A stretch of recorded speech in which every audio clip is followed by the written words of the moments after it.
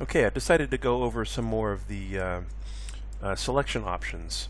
So to get here, to get to this full window, as I mentioned in an earlier video, you go Control up arrow on your keyboard, and that'll toggle the full screen. And then I also toggled on and off these numeric and tools panel. Okay, and then up arrow again, we're back to a full screen. Okay, so let's this menu over here, I mentioned before, has lots of options on it for selection. One that's not on there, at least that I don't see, is the Control left mouse drag option, which is the lasso. So you can just do that to lasso select things. One little tip for that is when I'm doing lasso select, rather than, for example, if I wanted to grab these objects, I wouldn't start lassoing inside and try to keep a straight line or try to keep it clear of other things.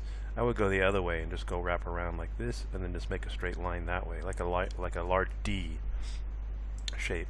So that's just a little hot tip of the way, one of the ways I like to work over the years. I figured that's a lot easier to get something more exact rather than trying to crawl in between, right, like that, because it's just not as much control. Anyway, so that's just a little hot tip.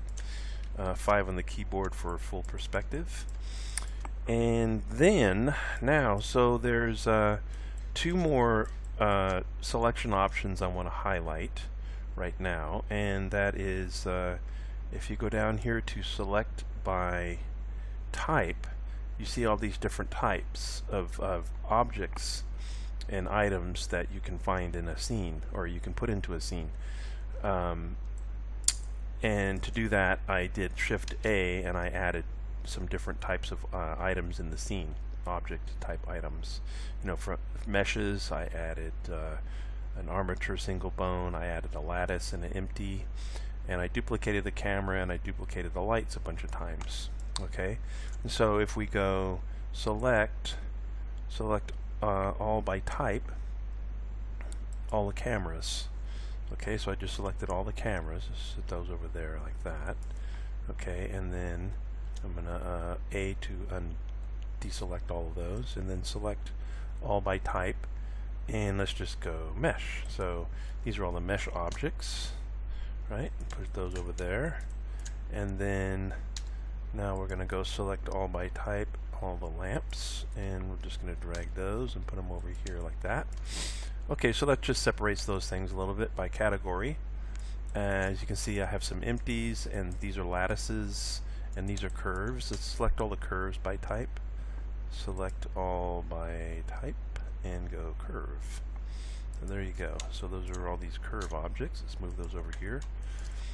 Now, there's one more, like I said, I was going to talk about, and that is this one over here. This one, select mirror. You might think that this would be mirror by the center of the scene, for example, if like everything on the right and then select everything on the left, but it's not that. It's select mirror. If you read it, it says select the mirror objects of the selected object, example L.sword or R.sword. So this would come in handy probably mostly with character stuff if you're animating and you want to select all the left or right controllers, or if you have, let's say, all the arm bones selected and you want to select all the arm bones on the left or right respectively to do the same animation on them, or pose or something like that. I don't mean like mirror the pose, but you know, mirror the selection and animate on the same bones or same controllers. Alright, so let's see how that works. I'm going to go Control up arrow, and this camera here I took and renamed it. You can click in there to rename, right? And there's another camera in the scene called camera.left. So if I go Control Shift M, it's going to select that other camera. You can see it's not mirrored, but the name is .r, and this one was this one is .l, and that one was .r. Okay, so the older name was still sitting in there. Alright, so there's one more. I think I did a bone. I did _R on this one, and so Control Shift M, and it selected the _L. Okay, so that's how that works, and that's all I'm going to cover on this one.